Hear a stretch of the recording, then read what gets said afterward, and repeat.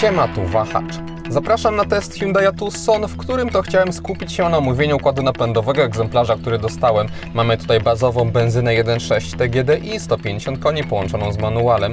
Modelem tym jeździłem już kilka miesięcy temu w takiej samej konfiguracji, jeśli chodzi o wyposażenie, to znaczy w wersji N-Line. Różnią się te dwa auta tylko kolorem i właśnie układem napędowym. Uznałem, że nie ma co się powtarzać. Jeśli ktoś chce zobaczyć taki pełen test Tucsona, to link do niego wyświetla się teraz w prawym górnym rogu odtwarzacza. Wrzuciłem go też w opisie filmu, a teraz przejdźmy już do najtańszego układu napędowego dostępnego w SUV-ie Hyundai. Odniosę się również do tego, czy warto jest w tym modelu dopłacać do mocniejszych i w różnym stopniu zelektryfikowanych silników, a jeśli tak, to kiedy? Startujemy!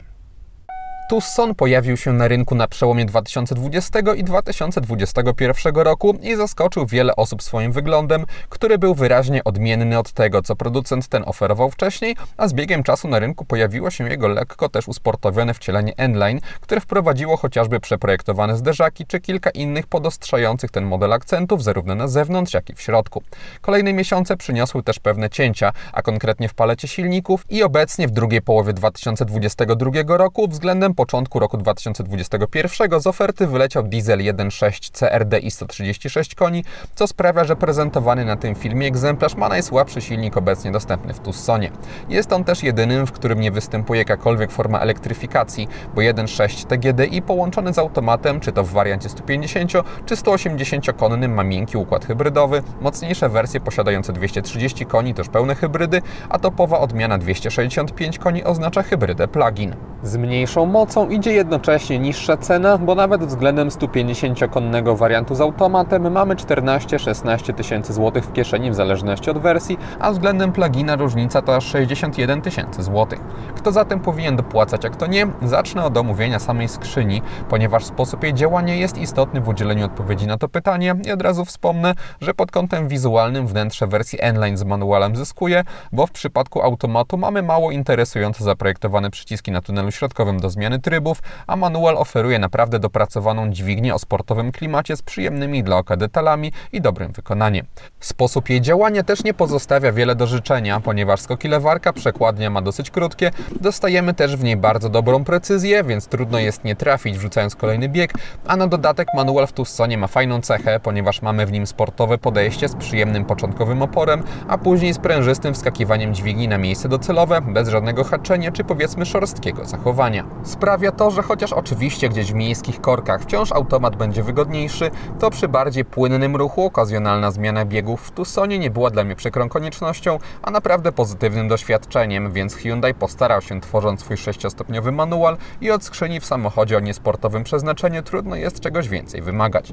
Sprzęgło w Tucsonie też działa ok, przy czym jest ono dosyć sprężyste jak na współczesne standardy, przez co na początku musiałem trochę bardziej pilnować się ruszając, aby zrobić to na odpowiednich obrotach, ale po kilkudziesięciu kilometrach już się przyzwyczaiłem, więc dla normalnego kierowcy, który nie dostaje samochodu na kilka dni, tylko planuje użytkować go miesiącami albo nawet latami, nie będzie to żaden problem. Ze sprzęgłem w Tucsonie wiąże się jeszcze jedna ciekawostka, a konkretnie związana jest ona z systemem start-stop, ponieważ zazwyczaj w samochodach silnik budzi się do życia po wciśnięciu sprzęgła, podczas gdy w testowanym Hyundaiu dopiero odpuszczenie hamulca przy wciśniętym lewym pedale go aktywowało i ponieważ 1.6 TGDI startuje sprawnie, to takie zachowanie jest dla mnie ok. A jeśli chodzi o sam silnik benzynowy i jego dynamikę, to wiele zależy od oczekiwań, bo decydując się na przykład hybrydę plug-in 265 koni z katalogowym czasem sprintu do setki wynoszącym 8,2 sekundy, jeszcze w połączeniu z natychmiastową wstępną reakcją zapewnioną przez silnik elektryczny, otrzyma się lepiej jeżdżący samochód, który da trochę więcej luzu na przykład podczas wyprzedzania. Trzeba jednak brać pod uwagę, że Tucson to zdecydowanie nie jest auto do jakiegoś ostrego ciśnięcia, a bazowa 150-konna benzyna przyspieszająca od 0 do setki w czasie 10,3 sekundy nie odstaje jakoś diametralnie od innych wariantów i też spokojnie tu wystarcza, jeśli chce się po prostu bezstresowo dotrzeć do celu i nie podróżuje się z dużym obciążeniem ludźmi i bagażem. Mnie jadąc w takim stylu niczego nie brakowało, bo w mieście wiadomo 150 koni to aż nadto, aby sprawnie podróżować, a w trasie też było ok, bo przy 90 km na godzinę silnik trzymał niemal 2000 obrotów na szóstce, zatem był już w takim miejscu, gdzie można liczyć w większości przypadków na odpowiednią dynamikę bez konieczności robienia redukcji. Gdy obroty trochę spadały, też było dobrze i na przykład na jakichś ograniczeniach do 70 km na godzinę mogłem znowu później przyspieszać do 90 bez konieczności redukcji, bo silnik od około 1700 obrotów zaczyna być żwawszy, a nawet jeszcze przy niższych obrotach, to znaczy do 1500, nie czuje się, aby jakoś specjalnie męczył się pod kątem akustyki czy wibracji i po prostu jest wtedy mniej zrywny, ale ta jego chęć do przyspieszania rośnie dosyć płynnie i naturalnie.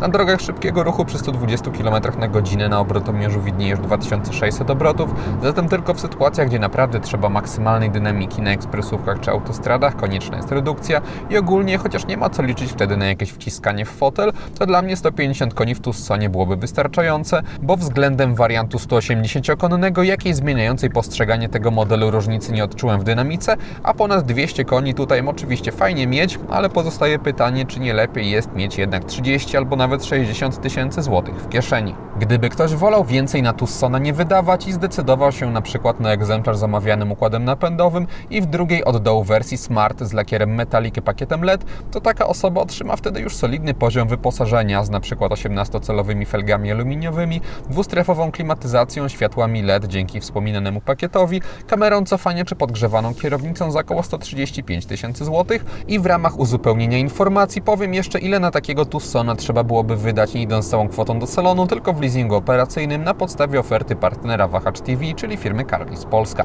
Przechodząc na kwoty netto, weźmy 20% wpłaty własnej, czyli 22 065 zł, 4-letni okres leasingu i wykup końcowy 30%, co daje 33 098 zł i wtedy miesięczna rata wynosi 1748 zł. Link do oferty zarówno na leasing testowanego Hyundai, jak i na jego wynajem długoterminowy, gdzie można dostroić suwaki pod siebie, wrzuciłem w opisie filmu, a na carlispolska.pl dostępnych jest też wiele innych modeli.